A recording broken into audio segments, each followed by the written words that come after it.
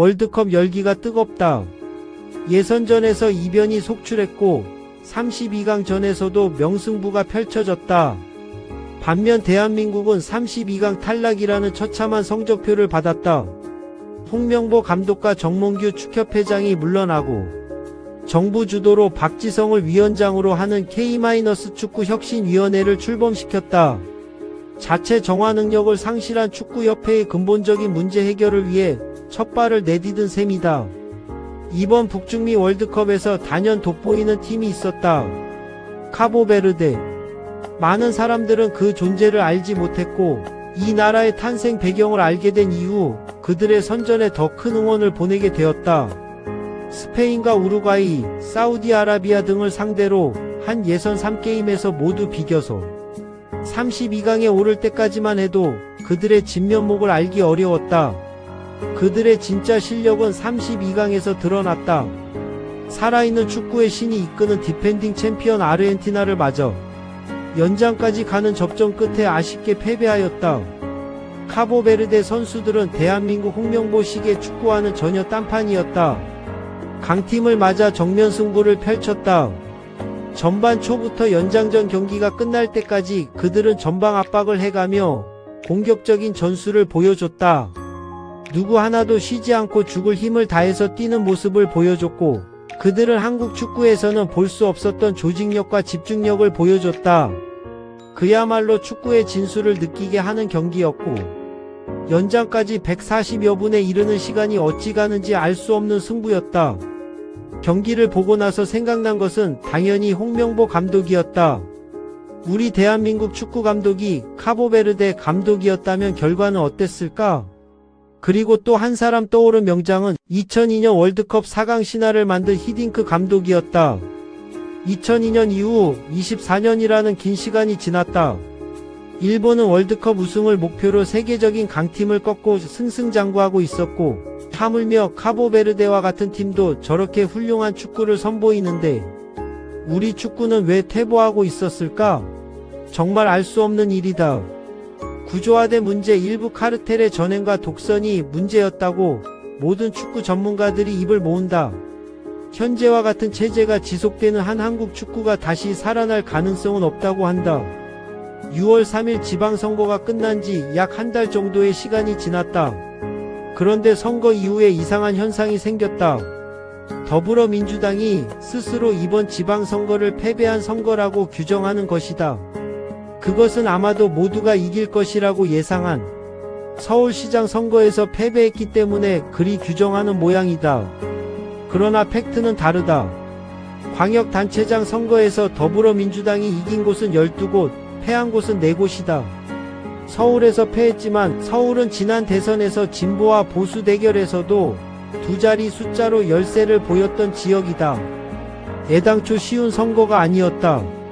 강남, 서초, 송파, 강동에서 압도적 패배로 뒤집힌 경험이 이미 2010년 한명숙과 오세훈 선거에서부터 있던 터였다. 그뿐 아니라 마포, 용산, 성동도 이미 보수의 아성이 된 지 오래다. 민주당이 서울 선거에서 쉽게 이길 수 있다고 생각하는 것 자체가 잘못된 생각이라는 것이다. 이번 지방선거가 이재명 정부 허니문 선거라는 점 때문에 선거 초반부터 더불어민주당이 국민이임과 정당 지지율 차이를 큰 폭으로 벌이며 앞서갔다. 이런 요인은 이재명 대통령 원픽 정원호 후보가 쉽게 낙승할 수 있다는 자만심을 갖게 만들었다. 이것이 불행의 씨앗이었다. 마치 아르헨티나와 카보베르데의 월드컵 경기 같은 상황이 벌어진 것이다. 공소취소법 추진 등으로 명분을 쌓은 보수의 결집은 가속도가 붙었다. 본선거 초반에 어떤 여론조사는 오세훈 후보가 역전을 하는 흐름도 나왔다.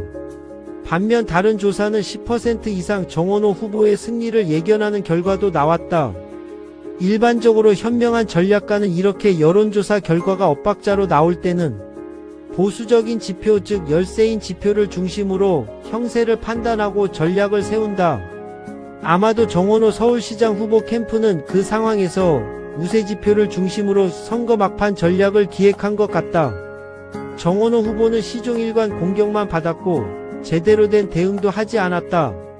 이는 일방적 우세 또는 명백한 우세일 때 구사하는 전략이다. 그러나 그들의 오파는 1.15% 차이, 패배라는 비참한 결과를 초래했다.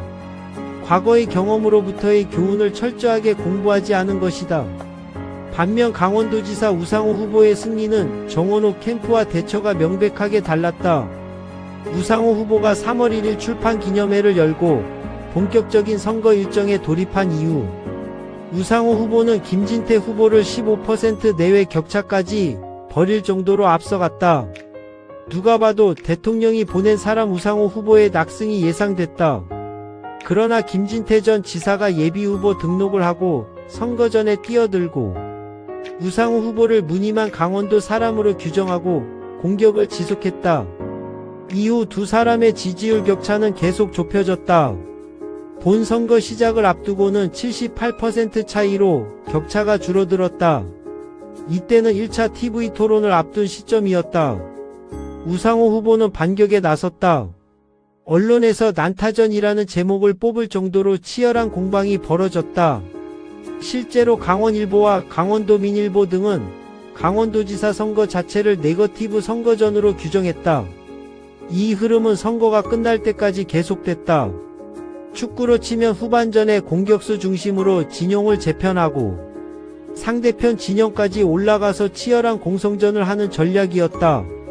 결국 우상호 후보가 3.63% 차이로 수성하여 승리했다. 선거 당일 출구 조사에서는 우상호 후보가 2.6% 차이 우세에 불과했다. 최종 결과를 장담하기 어려운 선거였다. 우상호 캠프는 계속 우세를 보이고 있었지만 종반 흐름을 위험신호로 판단하고 상대방의 추격 또는 역전 흐름을 허용하지 않기 위해 막판 총력전을 전개한 것이다. 서울시장 정원호 후보 캠프도 이런 막판 전략을 선택했으면 어떠했을까 하는 아쉬움이 든다. 외견상 승부도 안 돼 보이는 쉬운 상대와 마주해도 선거는 방심하는 순간지는 것이다. 마지막에 집중력이 떨어지거나 한국 축구처럼 수비만 하다가는 진다. 세상에 쉬운 상대는 없다. 언제나 승리는 혼연일체된 팀워크에서 나온다. 축구에서는 팀워크를 감독이 만들고 선거에서는 그 역할을 후보가 하기 마련이다. 얼핏 보면 우리 정치와 아무 연관도 없는 카보베르데 축구 선수단이 지금 8월 17일 전당대회를 앞둔 더불어민주당에 많은 교훈을 던져주고 있다.